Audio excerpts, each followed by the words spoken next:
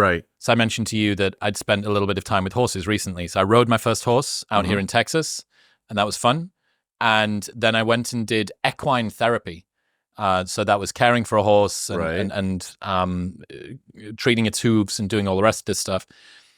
And I'd honestly, in retrospect, one of the most embarrassing inner situations with this horse. So first off, these things are big. You don't realize unless you're around horses just how big they are. And they're kind of scary because there's a lot of them and they're just muscle. So, Right. you know, on stage bodybuilder prep level machine. Right.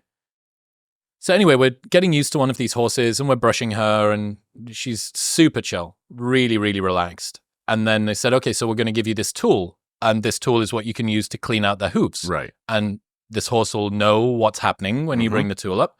But you need to make it feel sufficiently comfortable so that it will raise its foot up for you. You need to be careful about where it puts its foot back down. Yeah. Because I had Crocs on, which was not a good idea.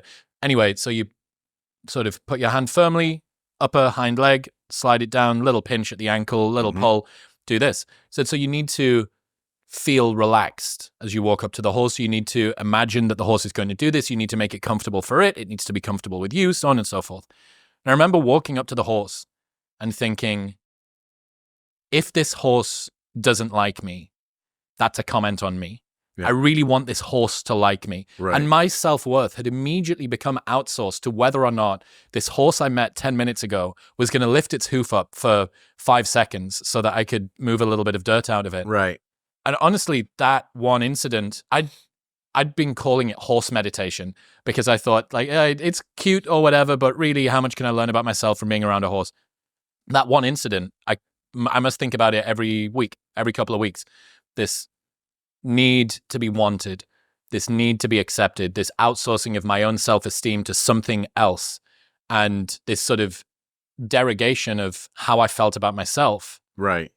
Based on whether or not a horse lifted its foot up or didn't. Right. And thankfully it did. Yeah. But it just really made me think about where do we put our sense of self-worth and the fact that you have this creature who is, as you say, kind of just reflecting you back at you. Right. There's nowhere to hide anymore from the way that you're behaving, especially if you can clamp down the anger or the aggression or the sadness or the whatever, but inside it's still burbling and vibrating.